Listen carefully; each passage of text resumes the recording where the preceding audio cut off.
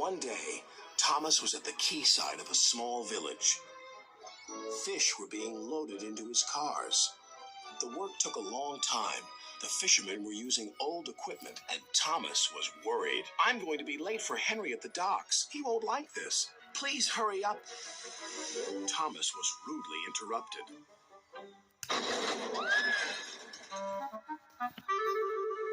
His driver and fireman laughed. Phew, sniffed Thomas. What a pong! He was glad when they were speeding along the beautiful coastal run. Then they saw a man waving a red flag. What's the matter now? High tides are damaging the track, reported the man. I've marked the spot. We'll go and inspect, said the driver.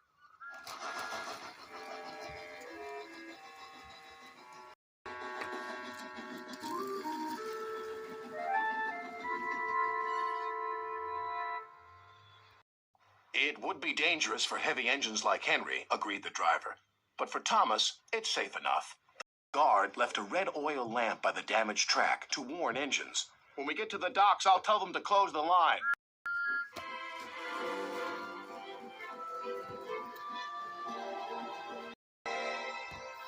Henry was waiting for Thomas's cars.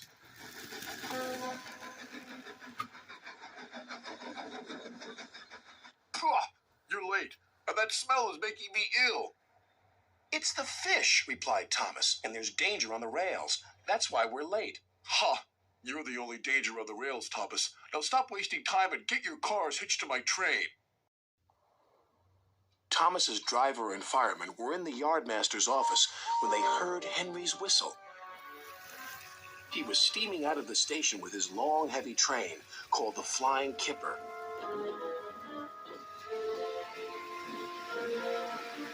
What route is Henry taking tonight? Asked the driver. The coastal run, it's the quickest.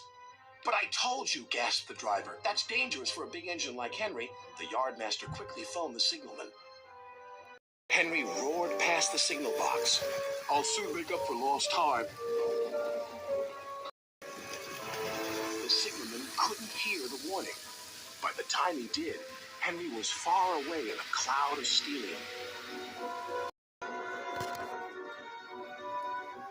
But when Henry reached the coastal track, his hopes for a fast run were dashed. Fog floated everywhere.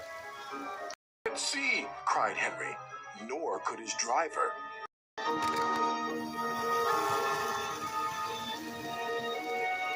And when he could, it was too late.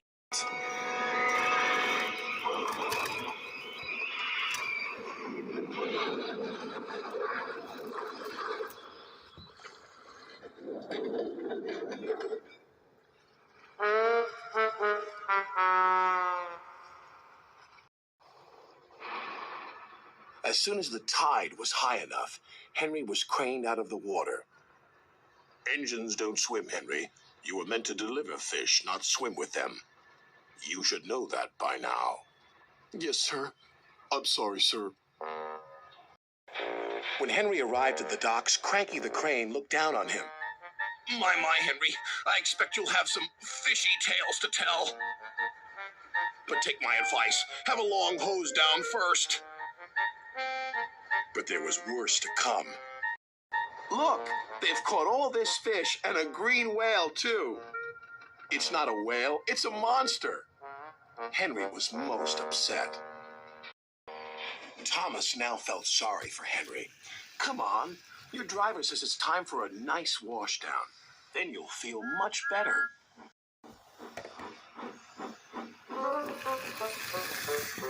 And Henry did. I'm sorry I was rude to you, Thomas. That's all right. But can you smell something? What? Fresh air. Oh, yes, replied Henry happily.